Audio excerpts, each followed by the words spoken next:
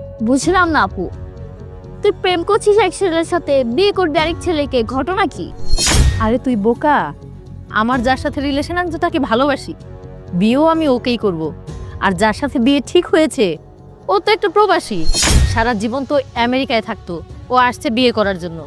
বিয়ের 3 মাস পরে আবার আমেরিকায় চলে যাবে। তুই বুঝতে পারছিস না? আমি যাকে বিয়ে করছি ধরতে গেলে সে একটা টাকার মেশিন, আমি একটা টাকার মেশিনকে বিয়ে করছি। কি রে, কি চাই?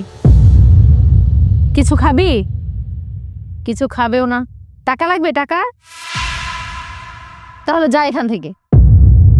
কি আশ্চর্য, এখানে দাঁড়িয়ে আছে। আচ্ছা বাদ দে তো, আমাদের সময়ই নষ্ট, ওরা আবার চলে আসবে। হ্যাঁ বল। বলছিলাম সত্যি তোর মাথায় অনেক বুদ্ধি আছে।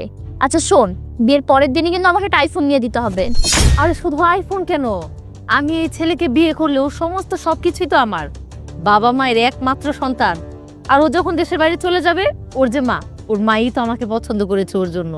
ওর মা আমাকে ছাড়া কিচ্ছু বুঝবে না। অতএব ওই সংসারের চাবিকাঠি থাকবে আমার হাতে, সমস্ত সবকিছু আমার কথায় নাড়াচাড়া হবে। সমস্যা নেই, আইফোন না, আমি তোকে মাথা থেকে পা পর্যন্ত স্বর্ণের জিনিসও দিব, চিন্তা করিস না। ওর যে মা, ওর মাকেও আমি বৃদ্ধাশ্রমে পাঠিয়ে দিব, চিন্তা করিস না। ওই সংসারে শুধুমাত্র আমি রাজত্ব করব, আর কেউ না। হা করে দাঁড়িয়ে দাঁড়িয়ে কথা গিলছিস নাকি? চিন্তা করিস না, দাঁড়িয়ে দাঁড়িয়ে দোয়া কর।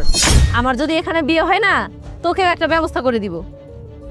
আর ওরা এখনো আসছে না কেন? আচ্ছা আপু বাদ দে, তুই ফোন দে, দেখ কোথায় আসছে। হ্যাঁ এটাই করি, একটা কল দিই।